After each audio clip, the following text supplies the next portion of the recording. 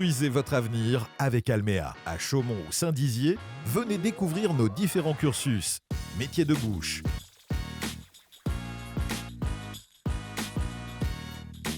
métier de l'hôtellerie-restauration, métier de la coiffure, métier du commerce ou encore métier de la maintenance. Découvrez également notre dispositif d'insertion professionnelle, le 2C. Plus d'informations sur le site d'Alméa Formation.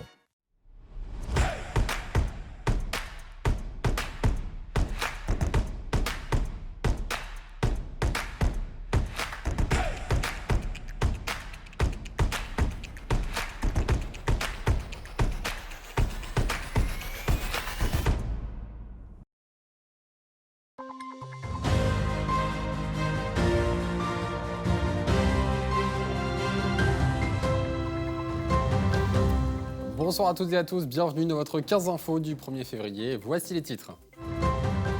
Et qui dit 1er février dit changement entre hausse des prix et des taux. Nous verrons tout cela dans le détail.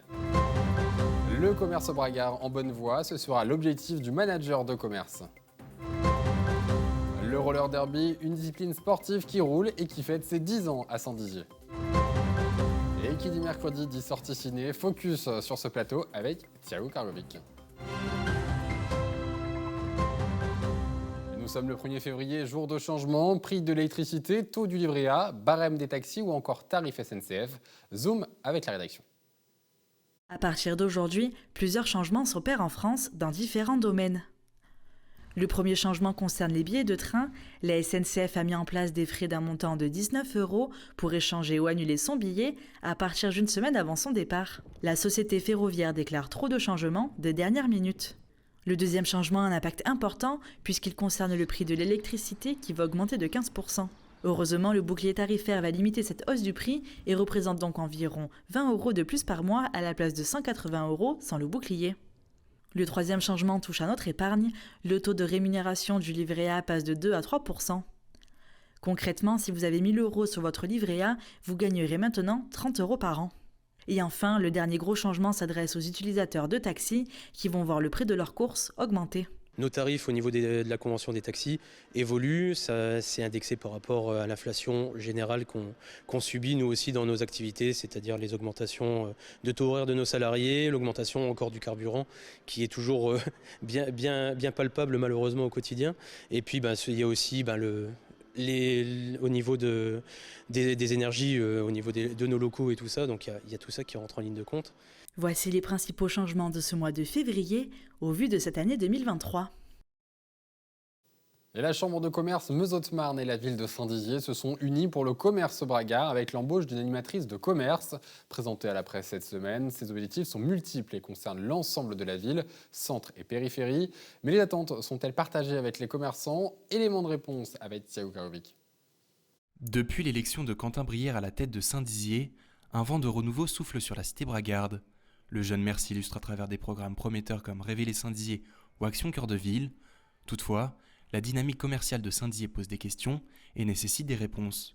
Mon axe de travail, on va dire principal, ça va être vraiment de prioriser le centre-ville. Donc aujourd'hui, on a une vacance commerciale qui est importante et ça va être vraiment ma priorité dans les mois qui arrivent. En collaboration avec la Chambre des commerces et de l'industrie Meuse-Haute-Marne, la municipalité s'engage à travailler sur 3 axes, le développement des commerces, la fidélisation à la clientèle et l'animation de la ville. En ayant ce manager partagé entre la ville de Saint-Dizier et la Chambre de commerce et d'industrie Meuse-Haute-Marne, en fait, finalement, on change de modèle.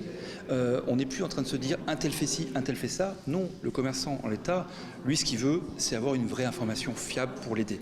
Donc, le manager de commerce est un acte fort pour créer une vraie porte d'entrée vers toutes les informations dont pourrait disposer le commerçant pour justement s'installer et puis développer son business. Si ce dispositif est encourageant, il devra répondre aux attentes des commerçants qui, pour certains d'entre eux, se sentent quelque peu délaissés par la municipalité. Moi, de mon point de vue, ici, ça manque clairement de visibilité. On n'a pas de publicité, on n'a pas de communication, on n'a pas d'enseigne, on n'a pas de panneaux. On réclame des aménagements au niveau de l'entrée de ville pour signaler cette galerie. Tous les commerçants de la galerie ont déjà fait la demande, alors à différents intermédiaires, mais on n'a pas toujours le bon contact non plus. Un problème de communication, la municipalité compte bien y répondre.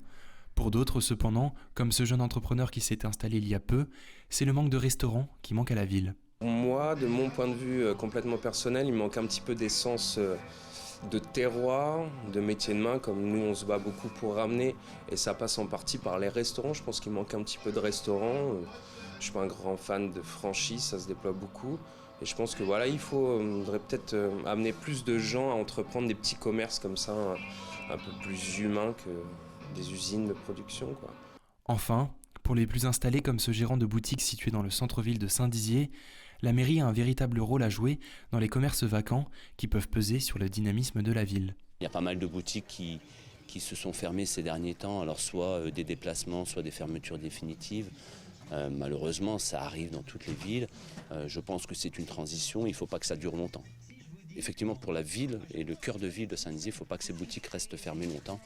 Et je pense qu'on a tous, et justement la ville de Saint-Dizier a certainement des choses à faire pour peut-être réouvrir et trouver des nouveaux commerçants qui viendraient s'installer ici, quoi. Avec le soutien de la Chambre des commerces et de l'industrie Meuse-Haute-Marne, la municipalité compte renforcer son accompagnement envers les commerçants. Dynamiser le centre-ville passera également par un aménagement urbain. Dans ce sens, les halles, qui ouvriront au mois de mars prochain, devraient avoir un impact positif certain sur la ville.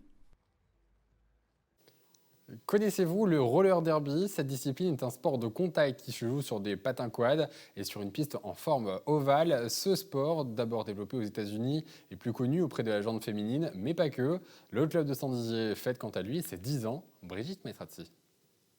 Les patins à roulettes connus dans les années 80 font leur retour, mais cette fois-ci dans un sport de contact, le roller derby.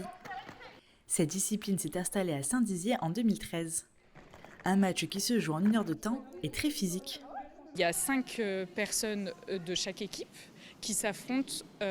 Donc il y a une attaquante et le reste c'est de la défense. Et l'objectif de l'attaquante, c'est de dépasser les joueuses adverses. Donc en dépassant les joueuses adverses, ça leur permet de marquer des points. Donc dans un temps bien sûr chronométré de 2 minutes maximum. Ce sport ouvert à toutes, même à celles qui n'ont jamais fait de roller, est très inclusif. Pour démontrer cela, le club a décidé de changer son logo qui ne correspondait plus. On avait des couleurs, le club avait été créé avant qu'on intègre et c'était des couleurs plutôt roses, plutôt fifi. Une fille sur un rafale à cheval dessus et sur le principe, on ne se reconnaissait plus forcément là-dedans. Donc on a changé. Les grues luches, parce qu'on est un peu des greluches, mais les grues ici c'est la migration, tout le monde connaît. Du derby, puisque le lac du Der, c'est notre identité aussi. Donc avec des couleurs plutôt qui ressemblent à un bleu vert, et voilà, ça nous correspond mieux. En avril 2013, le club a été créé sur un coup de tête après avoir vu un match qui se déroulait aux États-Unis. À cette occasion, un événement est prévu pour les 10 ans du club. On organise par rapport à ça les 10 ans en avril, le dimanche 2 avril au gymnase Pergaud à Saint-Dizier, un tournoi avec 3 matchs donc sur toute la journée de 11h à environ 17h pour marquer le coup, pour faire un petit clin d'œil au club et à la discipline. Détrompez-vous, ce sport est loin d'être violent, l'esprit de famille règne, même avec les adversaires. Et qui dit mercredi, dit sortie ciné. Voici Ciné Focus.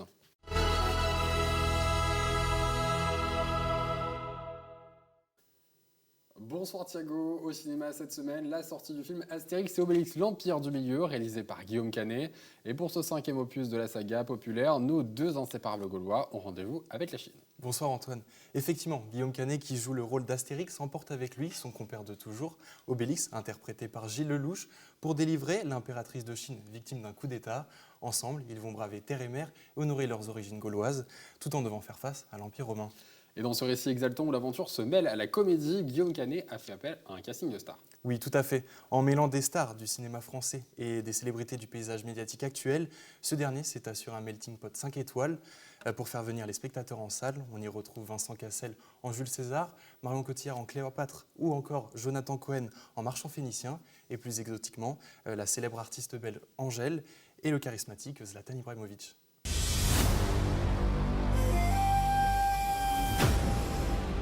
J'arrive de Chine, j'ai besoin de votre aide. Rassurez-moi, vous savez où c'est la Chine quand même? Ouais. Même moi, je sais où c'est. Je vais devenir le nouvel empereur de Chine. La mère Cléo, elle va pas s'en remettre. Et mon nom restera gravé dans le marbre de l'histoire. Ah, j'adore quand tu dis ça, j'adore. Ah, tu le dis bien, tu le dis bien. Pourquoi faut-il toujours qu'on vienne nous demander de l'aide à nous? Non et non. Moi, je suis d'accord. J'ai rien en ce moment. Je t'arrête. La princesse et moi, on va se marier. Et tu sais quoi, Obélix? Tu seras mon témoin. Mais c'est pas vrai, il est en train de lui parler, il est en train de nous balancer. Vous faites quoi là? Rien.